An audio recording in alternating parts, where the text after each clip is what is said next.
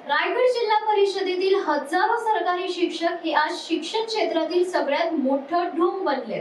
शाळा सरकारी, पगार लाखोंचा, शिकवण मात्र शून्य आणि मुलं ती खासगी इंग्रजी शाळांमध्ये। हा केवळ दुटप्पीपणा नाही, ही एका संपूर्ण पिढीच्या भविष्याशी चाललेली बेईमानी आहे। स्वतः शाळेत वेळेवर येत नाहीत, शिकवत नाहीत, मुलांचं भवितव्य ढासळलंय, पण महिन्याच्या 5 तारखेला खात्यावर पगार क्रेडिट व्हायलाच पाहिजे। हे कुठलं शैक्षणिक धोरण? आज शाळांमध्ये काय चाललंय?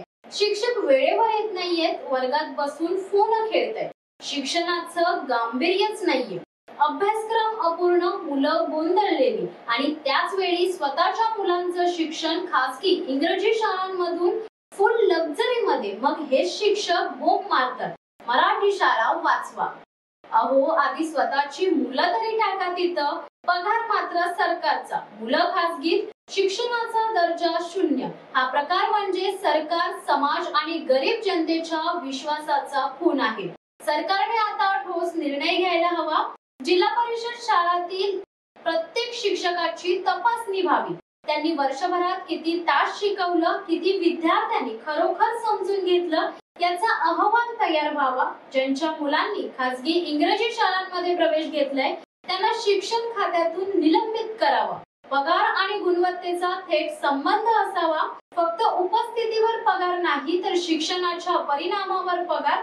शिक्षण हेच पवित्र क्षेत्र आहे, पगार घेण्याचं दुकान नाही। आज ग्रामीण भागात एक पिढी अडाणीपणाच्या दिशेने ढकलली जाते। याला जबाबदार कोण? ते सरकारी शिक्षकच, जे न शिकवता फक्त पगारावर गाड्या चालवतात, बंगल्यात राहतात, पण वर्गात मात्र मुलं अंधारात बसलेली असतात। हे थांबायलाच पाहिजे।